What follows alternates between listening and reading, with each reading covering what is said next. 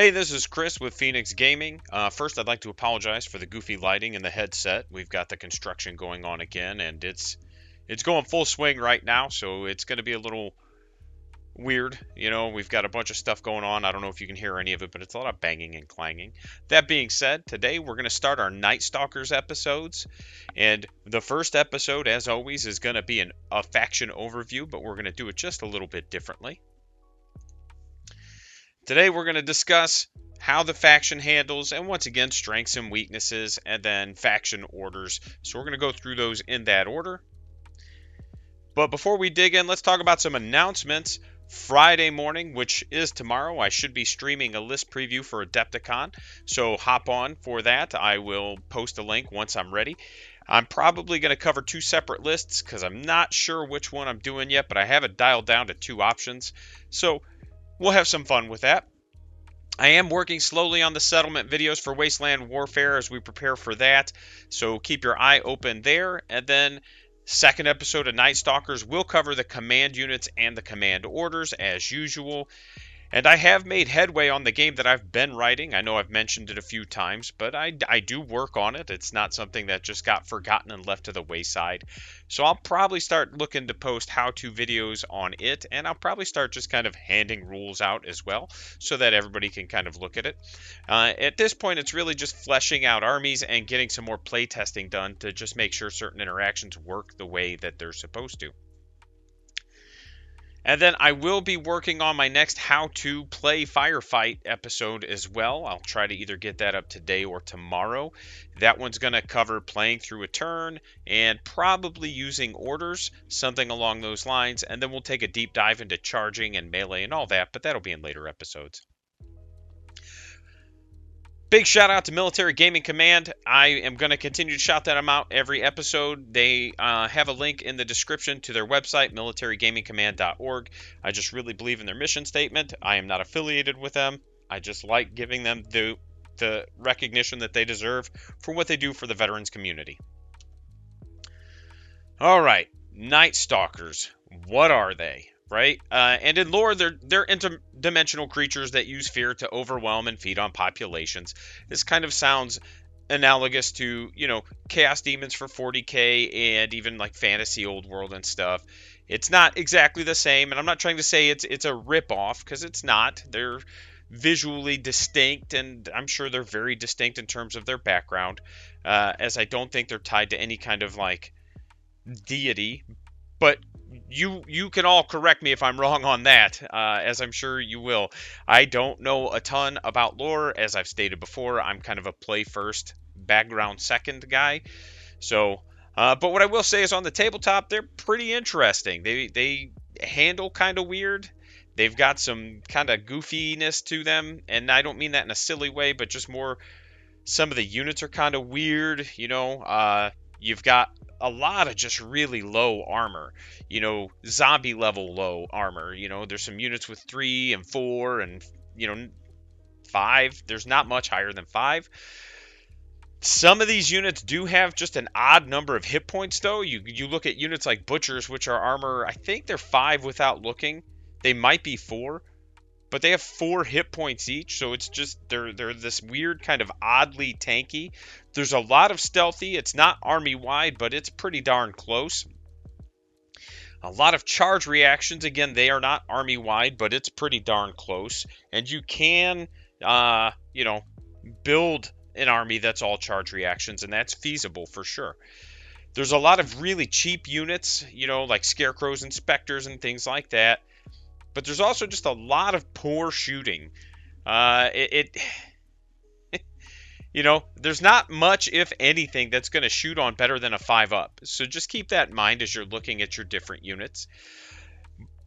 What I see is a really technical army that needs a really active knowledge on how to use terrain and how to activate.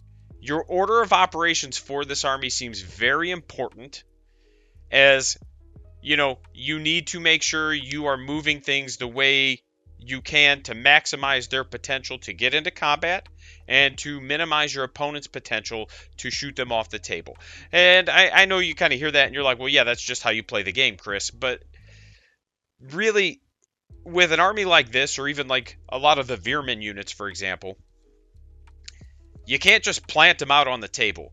Like, there are times that enforcers, when I play them, they get stuck out in the open, and I'm like, oh gosh, they're going to die, and I might lose like 1 or 2 models. Whereas here, you could lose whole units because of the low armor, etc.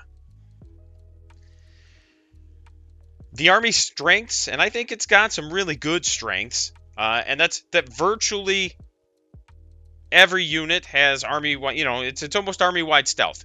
Not everything does. There's a couple that don't, but that does help you with their low armor. And there's a couple with like, what is it, elusive, which makes you reroll a hit roll, and you can get an aura of elusive 1 off of a command order. So there's some ways to kind of minimize the amount of damage you can take. And honestly, in some ways, I almost look at them as like reverse Asterians. And what I mean by that is, like, Asterians have all these shields, so that you've got to like peel the shields before you can do damage. Rather than having shields, this army is almost trying to like peel your hit rolls before you can do damage, if that makes sense. It's just kind of like how my brain processed it, You are going to want to make sure you stack that stealthy with cover, because, again, they do stack, and if your opponent just takes a steady aim, they're going to ignore 1 -1 to hit penalty anyway. So you want to make it -2, and not only that, if you make it -2, you're going to do a lot to improve your survivability. If you've got a unit of enforcers that are shooting you, and they hit on 4s, and they're not going to steady aim, well, they're now going to hit on 6s, and that's a big jump in efficiency, so just keep that in mind when you are positioning, moving, and things like that. They do have a lot of charge reactions, and there's a few different ones. You've got units with countercharge like Reapers, and you've got units with evade. I think one of the little Void Ray things have evade. You've got units with suppressive fire like the Spectres, so you've got a mixture of these different types of charge reactions, and it would be really easy to build a whole army that just uses charge reactions. However, when you have all these charge reactions, it's important to remember that you need to make sure you're activated or not activated or have an Overwatch token, and that's where kind of understanding that order of operations becomes more important.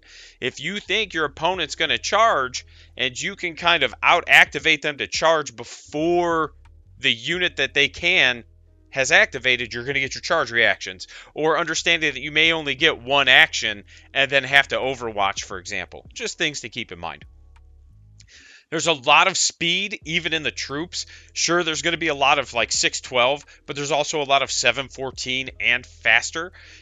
Reapers, Shadowhounds, Needlefangs, and more. What's the Dread Fiend moves, I think, 1218. It's effectively just like a melee jet that just flies around killing things, and it's super cool.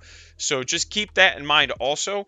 It's got a lot of speed. It's got, the stealthy. It's got the tools to get you into combat if you have the skill to keep them alive. They have very strong melee, and they're kind of weird, though. I say they have very strong melee, but they also don't have a ton of anti-tank outside of a couple of units, so it's kind of weird. And so keep that in mind. There are a few units with it, but not a lot, and we'll kind of dig into that when we dig into the unit-based breakdowns. But almost everything has some form of AP. Like, there's a lot of AP in this army. And again, you could build an all AP 1 or better army very easily here with your melee attacks, because Reapers being troops, Butchers being troops, like, you have a lot of good options. So it's one of those, like, you could absolutely do it. And there's like an order to give you seismic with specific things, but I think that's only trademark. We'll find out in a minute, because we are going to talk about orders. So just keep that in mind also.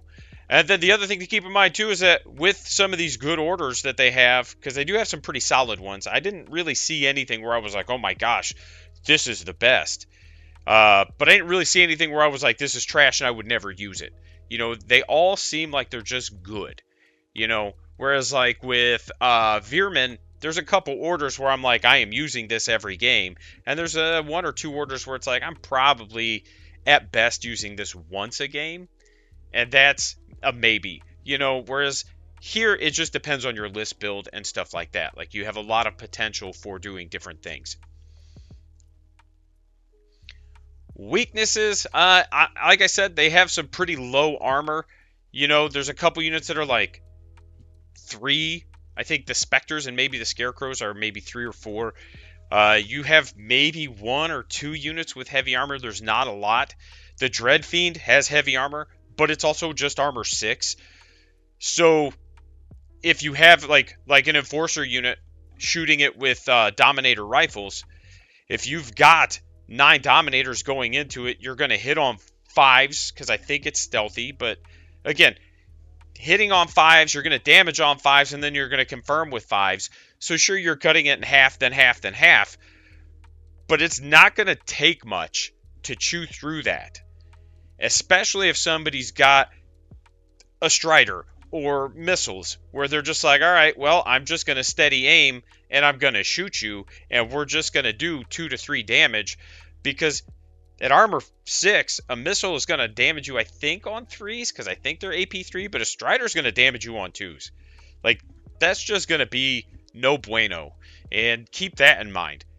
So yes, it's stealthy, and yes, it's -1 to hit, but it's height 5, so something needs to be height 2 or better in order for you to get cover from it.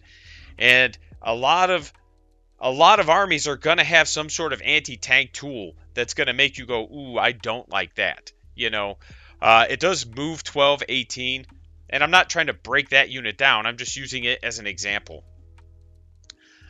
And then, like I said, Butchers, they're armor 5, but they do have 4 hit points. So it's this kind of weird tankiness where it's like, yeah, you could throw a bunch of dice at me, and they're probably going to damage me, but you're going to be lucky if you kill one model because they have so many hit points. And, the main thing is that even the Terror and the Void Lurker, 2 other heavy or support units, are armor 6 and 5, but they don't have heavy armor. So just don't leave things out in the open to get shot. Make sure you're understanding how to use your cover, because even just base troop weapons are going to chew through you through volume. The other weakness is, yes, they're fast, but there's not really a lot of movement buffs. I think there's one order that lets you consolidate 6, but nothing gives you a kind of plague style 3-inch pre-movement movement or anything like that, or how enforcers can just add 3 inches to movement. So just keep that in mind. You do have some units that have like anti-grav and good speed and things like that. So there's going to be ways to kind of shoot over terrain. But for the most part, understand that you're going to have your charges lined up if you don't want them to be blind beforehand. You're going to have to really think about what you're doing. Pretty poor shooting, like I said. Spectres are going to hit on 6. I don't think there's anything that hits on better than 5s. Maybe a command unit. I'd have to look. But I think it's all pretty much 5-ups or worse. So don't expect any kind of real efficiency from the shooting. And not a lot of anti-tank options, which kind of ties into the poor shooting. Because, yeah, there's some anti-tank shooting. But it's not high volume, a lot of it. And it's going to hit on 5. So if something has cover, you're just kind of in a tight spot. You're not going to sit there and be able to just shoot things off the table. Your shooting is more to just be scary, is how I see it. If I've got a unit that throws maybe 3 anti-tank dice at maybe AP 3 and Dev 2 in shooting, if it's 24-inch range, you might look at it and go, man, that thing hits on 5s, but I still have to respect it. And that's it, is you want to try to use it to kind of dictate maybe the flow of the game, but don't expect it to be efficient and put a lot of damage out. And there is some good anti-tank melee, like the Dread Fiend, like I said. And then there's the Seismic Order, which does help. Next up is going to be orders, but before we dig into orders, we're going to get a nice little word from TK about the Fourth Wall site, and then we're going to jump back into orders. Hello, sports fans. It is I, the handsomest, heroicest, most hilarious hard ass to handle a sports desk. And it has come to my attention that some of you don't have my face on your chesticles. Old TK thinks this is not only obscene, but also absurd. So make sure you click the fourth wall link in the description to get one of your favorite TK quotes, as well as my gorgeous gob to adorn your perfect pectorals. Right now, there are two to choose from, and like old TK says, two birds in the bush are worth one stone. Now, back to your program. All right, faction orders. So these are just in order as they appear on the app. I'm going to kind of talk about them a little bit as we go through each one. Unnatural advance is troops only, and the unit gains elusive 1. Remember, elusive is when an enemy unit shoots you, you can make them, you make them reroll a hit dice. So it's just resilient for hit dice instead of damage dice. And then until the end of the round, boosted +1. So for an additional command point, you can use it on specialist or support units. It's okay. I don't hate it. I don't love it. It can be very useful, especially if you've got a unit you need to try to really keep alive. It'd probably be pretty good on single model units like Dread Fiends and Terrors, especially if you can give them cover and they have stealth, so they're -2 to hit with elusive 1. You know, that's one of those that's where I see that being more beneficial than on a unit like Spectres or Scarecrows. Don't get me wrong, if you don't have anything else to use it on, there's nothing wrong with putting it on them. I just see it being more beneficial to slap it on a bigger, more elite style unit just to kind of keep some of that damage off of it. Void Waving, and that's Butchers, Spectres, Scarecrows, and Void Mutants only. The unit recovers 2 wounds, and that does replace models. So if you have, 1 hit point models, and it does say wounds in the app, and I have talked about that with Mantic. They are aware that they need to change the wording. But the unit recovers 2 hit points. So in Spectres, obviously it's just going to recover 2 models because they're 1 hit point.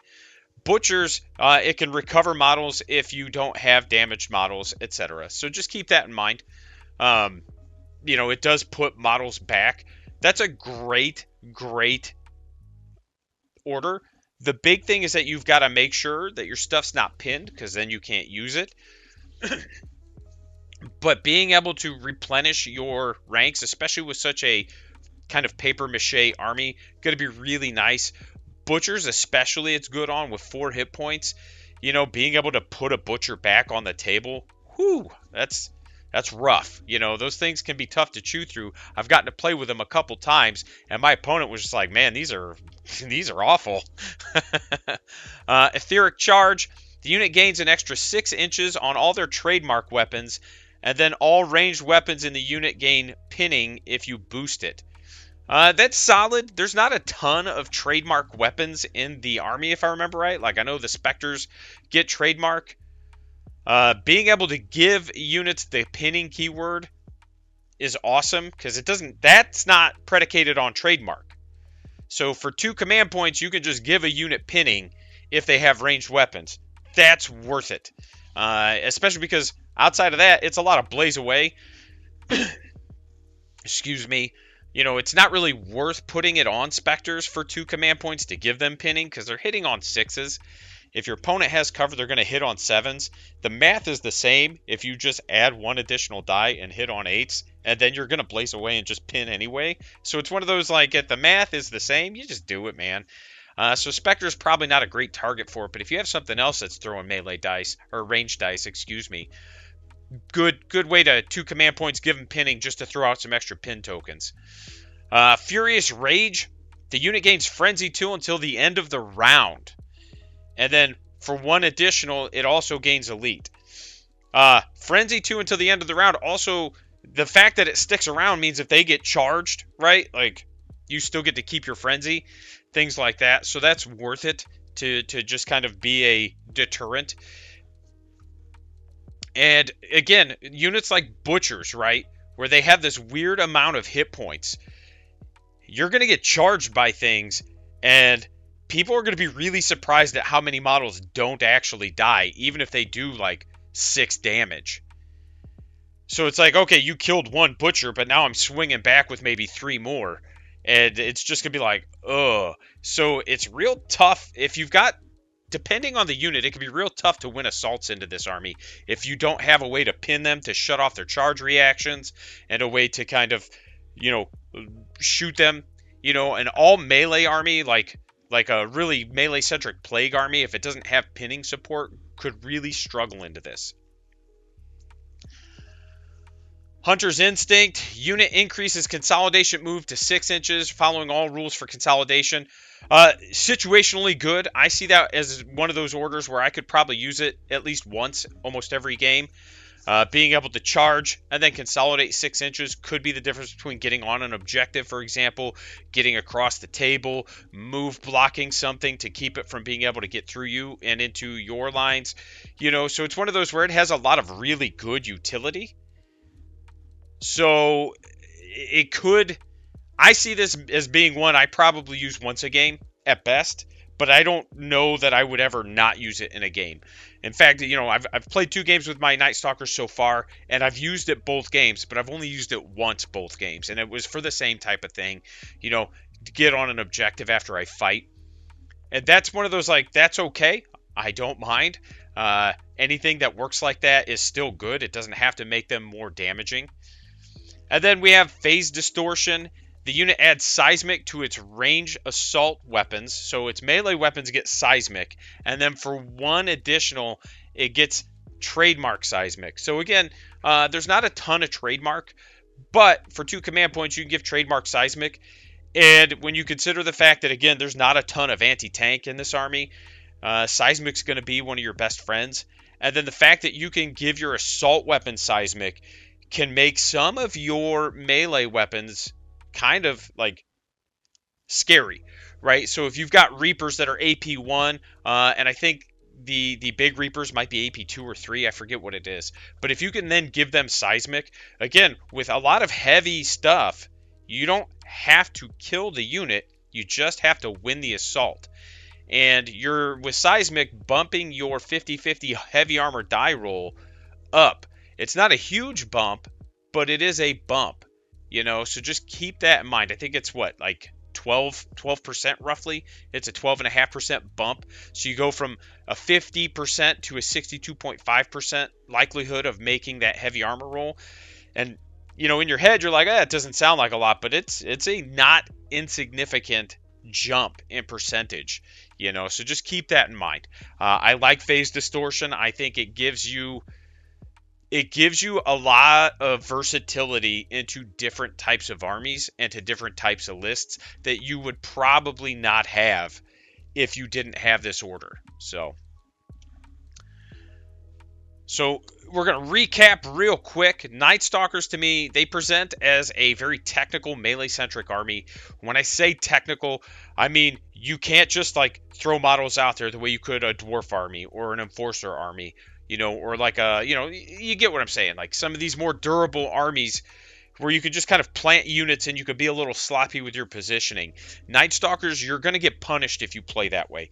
Even more so than if you played like a Veerman or one of those other armies that way. Because again, their armor's just lower in a lot of situations.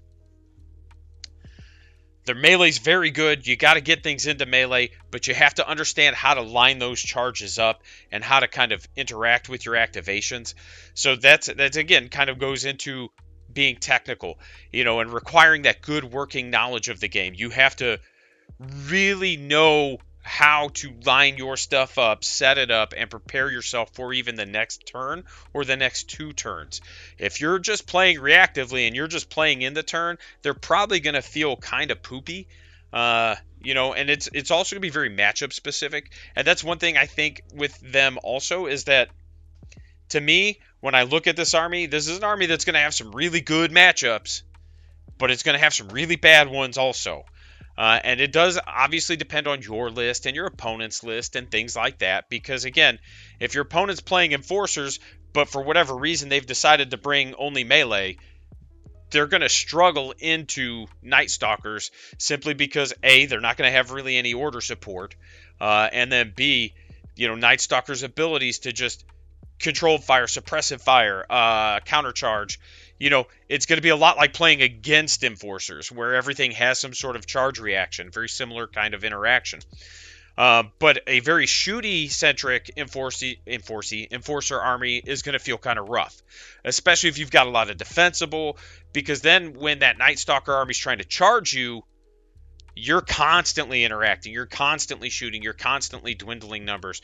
So again, if you're charging me and you have Reapers and I've got maybe some Peacekeeper defenders on the table, I'm going to get to shoot you, and then whatever doesn't die, I'm going to get to fight with, right? So it's one of those, like, just kind of a weird situation.